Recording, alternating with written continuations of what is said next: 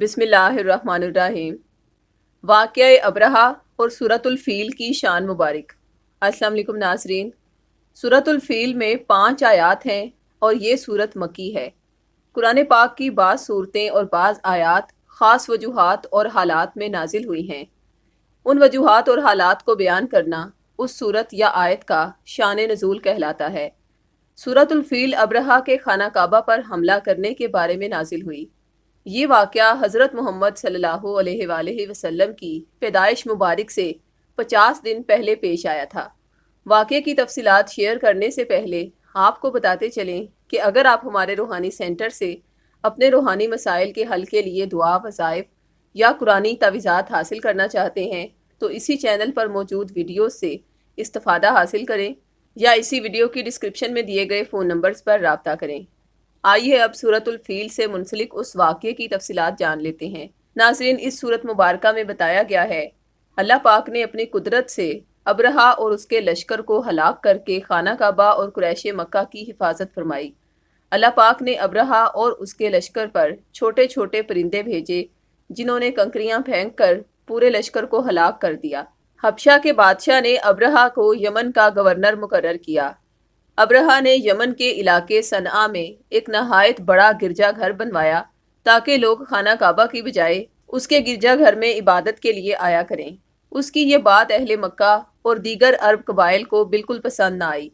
انہی لوگوں میں سے ایک شخص نے گرجا گھر میں گندگی پھیلا دی، جس پر ابرہہ کو بہت غصہ آیا۔ اس نے سوچا کہ جب تک خانہ کعبہ موجود ہے لوگ اس کے گرجا گھر میں عبادت کے لیے نہیں آئیں گے۔ ابرہہ نے ایک بڑی فوج جمع کی اور چند لمبے چوڑے طاقتور ہاتھی بھی اپنے ساتھ لیے۔ اسی وجہ سے اس واقعے کو اصحاب الفیل، ہاتھی والے کے نام سے ذکر کیا گیا ہے۔ ابرہہ اپنے اس لشکر کو لے کر مکہ مکرمہ کی طرف روانہ ہوا۔ اس کا ارادہ معاذ اللہ خانہ کعبہ کو ڈھانے کا تھا۔ مکہ مکرمہ پہنچنے سے پہلے اس نے اہل مکہ کے پاس پیغام بھجوایا کہ اس کا ارادہ صرف خانہ کعبہ کو ڈھانے کا ہے اور وہ اہل مکہ سے جنگ نہیں کرنا چاہتا، لیکن اگر انہوں نے اس کا راستہ روکنے کی کوشش کی تو وہ ان سب کو برباد کر دے گا۔ مکہ کے قریب پہنچ کر ابرہہ کے سپاہیوں نے اہل مکہ کے اونٹ اور مویشی پکڑ لیے۔ ان میں 200 اونٹ آپ صلی اللہ علیہ وآلہ وسلم کے دادا حضرت عبد المطلب علیہ السلام کے بھی تھے۔ حضرت عبد المطلب علیہ السلام قریش کے سب سے بڑے سردار تھے۔ وہ ابرہہ کے پاس گئے اور انہوں نے اس سے کہا کہ جو 200 اونٹ تم نے پکڑے ہیں وہ ہمیں واپس کر دو۔ ابرہہ نے اس بات پر حیران ہوتے ہوئے کہا کہ مجھے لگا تھا کہ آپ مجھ سے خانہ کعبہ کو نہ گرانے کی بات کریں گے، جبکہ آپ نے صرف اونٹوں کی بات کی ہے۔ حضرت عبد المطلب علیہ السلام نے جواب دیا کہ اونٹ میرے ہیں، اس لیے میں نے تم سے اپنے اونٹوں کی بات کی ہے۔ خانہ کعبہ اللہ پاک کا گھر ہے اور وہ خود ہی اپنے گھر کی حفاظت فرمائے گا۔ اس کے بعد حضرت عبد المطلب علیہ السلام نے تمام اہل مکہ کو پہاڑوں پر چلے جانے اور شہر مکہ کو خالی کر دینے کا حکم دیا اور سب نے ایسا ہی کیا۔ اور حضرت عبد المطلب علیہ السلام نے خانہ کعبہ کا دروازہ پکڑ کر اللہ پاک سے دعا کی کہ اے اللہ اپنے گھر کی حفاظت فرما، ابرہہ کے لشکر سے اپنے عزت والے گھر کو بچا لے۔ پھر وہ خود بھی پہاڑوں پر چلے گئے۔ لشکر جب وادی محصر میں پہنچا تو ابرہہ کا ہاتھی زمین پر بیٹھ گیا اور نہ آگے بڑھا۔ جیسے ہی اس کا رخ مکہ کی طرف موڑا جاتا تو وہ تیزی سے دوسری طرف بھاگنا شروع کر دیتا۔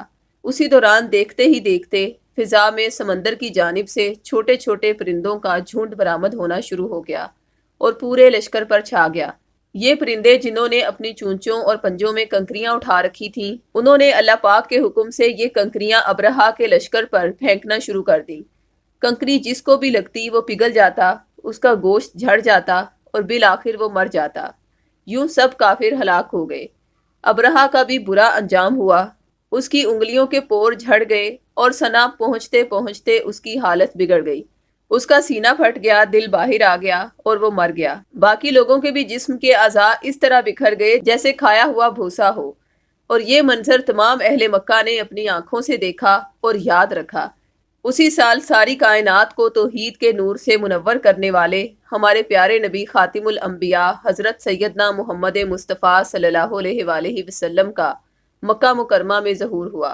ناظرین، آخر میں ہماری دلی دعا ہے کہ اللہ کی ذات آپ سب کو اپنے مقدس گھر خانہ کعبہ کی زیارت سے مشرف فرمائے اور آپ کے دل کی تمام نیک تمناؤں کو قبول و منظور فرمائے۔ آمین ثم آمین۔ شکریہ۔ اللہ حافظ۔